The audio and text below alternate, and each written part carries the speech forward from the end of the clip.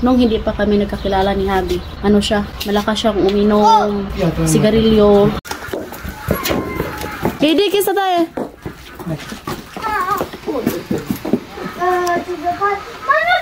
Happy Sabbath everyone! Sobrang lamig. Takbo na naman tayo nito. Punta pala kami sa church. Takbo tayo guys, baka maiwan pas bus. So, sa hindi pa nakakaalam, kami po ay 7th day Adventist. Nihangal ko guys. 9:28 na dito ng umaga. So, yung church pala namin is, kailangan pa namin pumunta sa city. Sobrang layo. And hindi rin kami every Saturday nagsisimba kasi nga, grabe yung layo ng simbahan namin guys. Hindi katulad sa Pilipinas na nasa barangay lang ba. Nag-ice na oh. Be careful there. Nung hindi pa kami nagkakilala ni Habi, ano siya, malakas siyang uminom, sigarilyo. Tapos, nung first day sa pag-uusap namin, mataas din yung conversation namin guys, mahaba-haba ba. Tapos, sinabi ko na sa kanya kaagad na isa akong 7th day Adventist. So, ayun, nag-start na din siyang mag-research about sa religion ko. Kasi nga, that time is, ano siya, Orthodox. And that time din, palagi ko siyang sinisinda ng mga Bible verse, mga ganon. And hanggang dumating yung time na nagkaka-interesado na siya ba? Hinanap na niya yung church namin doon sa city. So, hanggang sa nagpa-baptize siya. Bago siya pumunta sa Pilipinas, bago kami nagkita, nagpa-baptize siya. Kaya, ayan.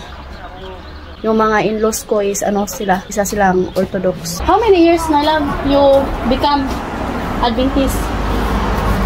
8 years and 4 months, 5 months.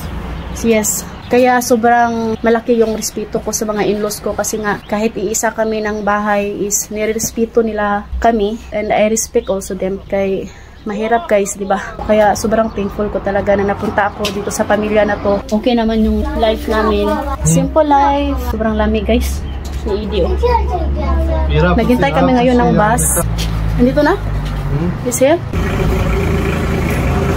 At si Habi guys, nagdala lang siya ng jeans. Doon na siya magpalit sa church. Si Habi, dinasal ko lang talaga siya sa Panginoon. And ayan, binigay siya sa akin. Walang imposible talaga sa Panginoon, guys. Time now. Ito na yung bus. Hi, Dage.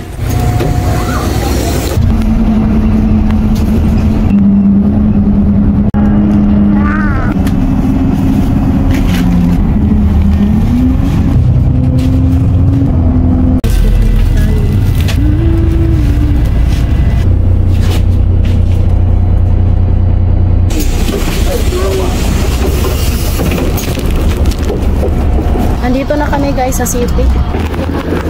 Here.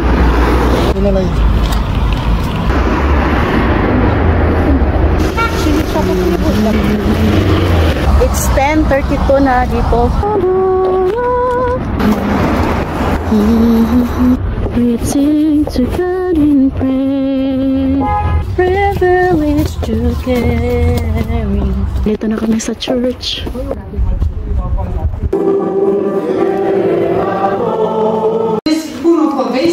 Și chiar și nu vreau ca să are un defect, că nu are un dei. Așteptăm aici că putem.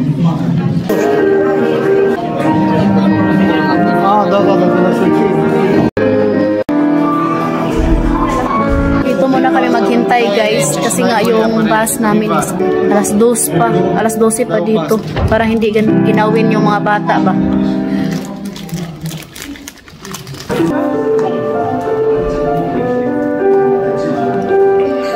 Thank you, Lord. Nakasimba na sa inyo.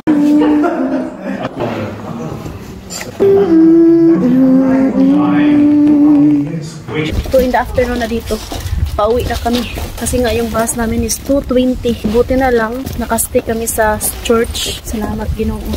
Sobrang lamig kasi pag sa labas kami maghintay. Tagal-tagal pa ng bus namin. Ito siya. Your papers here. Mami. My love. Bye. Katyusha. Bye. Bye.